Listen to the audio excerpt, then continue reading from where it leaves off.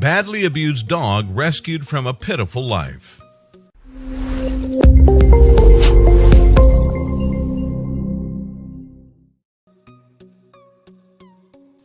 LaCrystal Ricky saw a Facebook photo of the dog sleeping outside in a filthy armchair and knew she had to do something right away.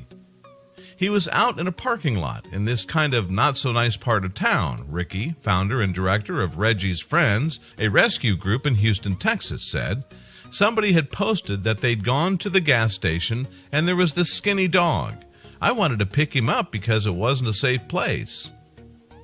When Ricky arrived at the gas station, she looked for the dog, now named Anakin, but couldn't find him, so she turned to Facebook for help. I put up on the thread, "Hey guys, can you come out here? I can't find him. I'm going to leave him before the night because I'm sure he found a safe spot," Ricky said. The very next morning, 2 volunteers returned to that same spot. They started knocking on doors, asking people if they'd seen him, Ricky said, but nobody's seen him. Nobody's seen him. And then this little healthy female street dog popped up. We named her Tessa. She's trying to get their attention and leading them back to this little shack in the back where people have dumped all sorts of garbage. There were car parts and food garbage. Then they found Anakin. He was lying on the seat that you saw in the photos, Ricky said. Ricky immediately drove back to the gas station to get Anakin, as well as Tessa. Ricky thought that Anakin was just a very skinny, malnourished street dog, and was surprised to learn that the situation was much worse. We get home and he starts coming out of the crate, and we start seeing the massive infected wounds, Ricky said, and they're oozing, and they're still infected. My husband and I were like, okay, we need to get him straight to the emergency vet. Anakin had more problems than infected wounds. His entire body was covered in huge ticks, and chronic malnourishment had put a strain on his organs. The vet team at Blue Pearl Emergency Pet Hospital was also very concerned about something else. The vet said, "This is really bad.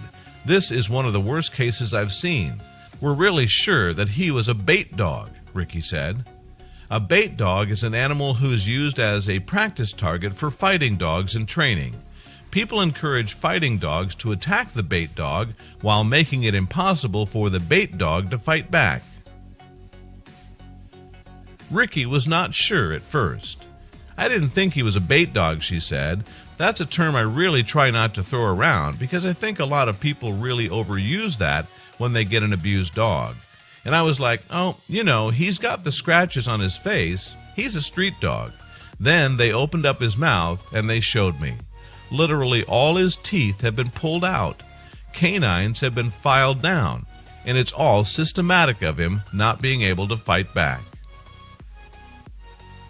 All these wounds that were oozing, they were oozing because somebody had sewn them up by hand. Then you take into account all the scars on his face, and you start putting it all together. And there's no other answer. This was his life. He was a bait dog. The intent for him was not to live, basically, which is horrifying. Anakin stayed at the emergency vet for several days, and one of the nurses decided to do something nice for him and got him a stuffed elephant. Everyone at Blue Pearl loved this dog, and everyone was very invested in his well-being, Ricky said. And one of the critical care nurses decided that he needed his first lovey. So, when she went out to lunch on Sunday, she got it and brought it back to him. I think at first he probably didn't know what it was, but then he started to warm up to it and love it. "I'm willing to wager that it was probably the first one he's ever had in his life," Ricky added. "He definitely took some comfort in it, and it was an incredibly amazing gesture for her to bring that for him." When Anakin was stable, he was transferred to a primary vet for additional care and finally to a foster home, where he stayed until he's fully recovered. "He's very reserved," Ricky said. "It's going to take some time for him to come out of his shell and understand that there are people who love him and care for him and that we're not going to hurt him.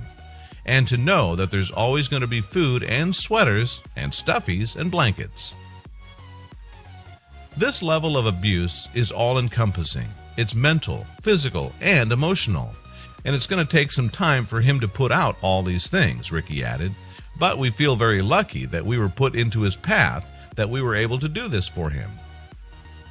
Anakin is showing signs of improvement in his foster home, Ricky explained. He's gaining weight slowly and loving life in his foster home, Ricky added. He lives with 2 other dogs and loves it. He also loves sitting on the couch with his foster dad. If you know someone who might like this, please click share.